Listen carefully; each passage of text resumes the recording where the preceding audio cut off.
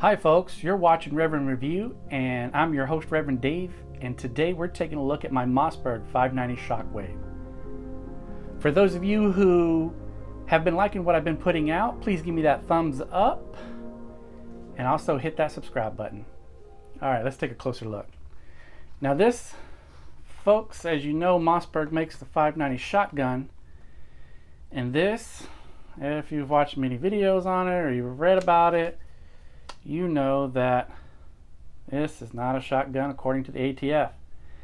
The ATF, in all their wisdom, have labeled this firearm or weapon a firearm. So what's the difference between a firearm and a shotgun? Well, this doesn't meet the requirements of a shotgun, partly because of this Raptor style type grip. And the barrel length on here is not shotgun length. And it's not considered a short barrel shotgun because it doesn't have like a full stock or something like that. I don't know, there's a bunch of rules and reasons and this and that and why it is not a shotgun, but it is not a shotgun. But we all know it is. In fact, right down here you see Mossberg USA 590 12 gauge. So they do have different gauges for the Mossberg Shockwave. I've seen them, that's 20 gauge and I think the 410, something like that. But I got mine when the Shockwave first came out. I was already in the market looking for a shotgun. I had sold my shotgun, which I'm glad I did, and I wanted something that was more reliable. In fact, of course, you know, Remington is in recent time has not produced the best reputation for themselves. I'm sorry to say. You know, I'm a fan of a lot of what Remington has done, but you know, especially the Remington 870. That is just an amazing shotgun. I wish I could have gotten one, but I ended up on a Mossberg. It's another trusted name, and of the Mossberg collection, I really like the 590. The 590 is their 590 shotgun is has a heavy barrel. The 500 is just a regular barrel, but this has got a heavy barrel, and I like heavy barrels. I'm not afraid of a heavier weapon, but it also it adds to the life of the firearm. Now, as you can see here, my my grip here has been stippled and stuff like that, and I had this done. My local gun shop, one of them, you know, they do this for a fee, and I like it. Came out nice the way I wanted to, because there's a lot of slippage, you know, with the way the stock originally came. I got mine in 2017 when these first came out, and I paid, see right here it says I paid $314. That's after tax and stuff when this first came out. I don't know what they're going for now. Of course, this red is dead, none is safe. Just so you know, red is dead. So, and this firearm is loaded, because who keeps firearms in their house that's not loaded? I don't. Anyway, so enough of that. This is a aftermarket. I got that put on there. Just a good visual. I ended up getting this. I guess that's a Monstrum. I don't know. Just a Picatinny rail for 590 that I picked up. And because I thought about it, and I wanted to put some ghost ring sights on it or something like that. I ended up not doing that, and I just haven't done it yet, but I'm going to do away with it. I'm just going to keep it slick and clean. Something else that I changed is the bead. There was a bead sight on here, and this right here is a has a tritium insert in it. It's a night sight. I don't know where you can see it in there. Yeah, it's got a tritium.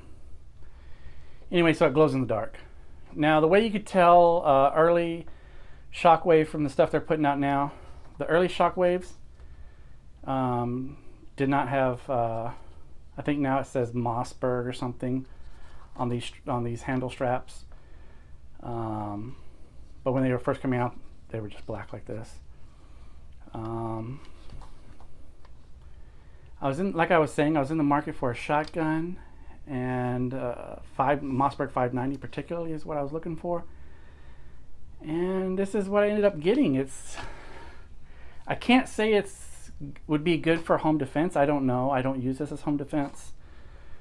It's kind of got a novelty on it. What I am wanting to do is get a tack stamp to make this a short barrel shotgun, so that I can put a full length stock on it. And once I put a full length stock on it, Magpul makes a nice shotgun stock.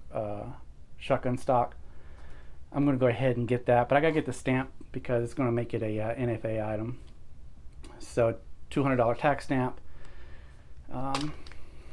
But right now, and before I do that, I'm waiting to see where I get stationed or where I get moved. And once you get a tax stamp, every time you move, you have to notify the ATF and go through a little process there. And so I just wanted to wait until after. I know the process for informing them probably isn't that difficult, but I just want to avoid it because I don't know how long it'll take this tax stamp to get here, and I don't want to be moved by the time the tax stamp gets approved and sent out. So I'm going to wait for that. But once I move, I'm going to get a tax stamp for it, and later I'll do a video on how to get a tax stamp. You know, if you want to make a shotgun or a rifle short barrel, I'll also make a video on, you know, how to get your CNR license and a concealed carry license.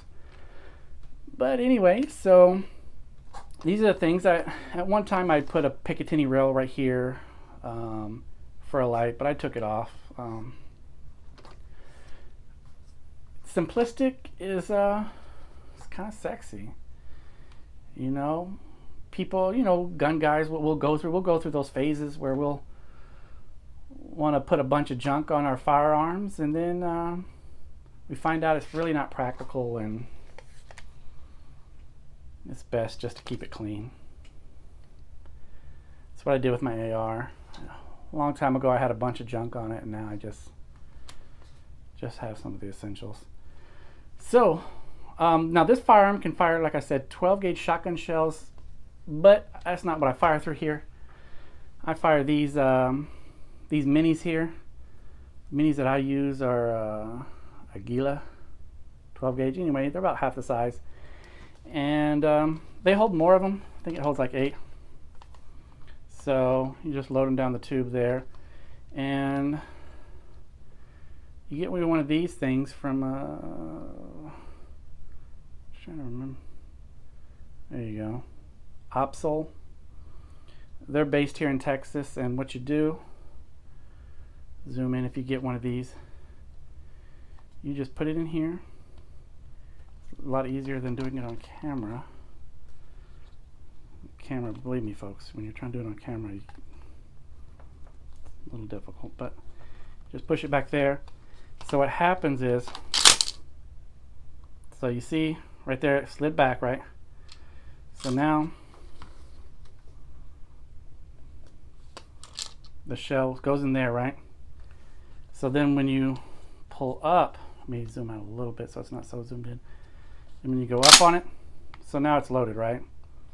Remember, safety on. So it ejected, or no, right around. So now when it ejects, it can eject, you can eject these Aguilas or whatever they're called without this, but sometimes they might jam. So a good way, you know, it just shoots it out, and it helps feed the next. Well, it shouldn't be ejected from the top, sorry. Like, why does it come out of the top there? So that ramp, it just, so you see there,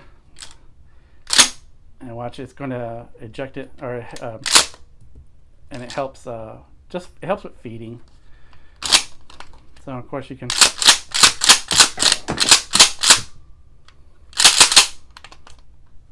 I don't know how loud that was on camera, but anyway folks,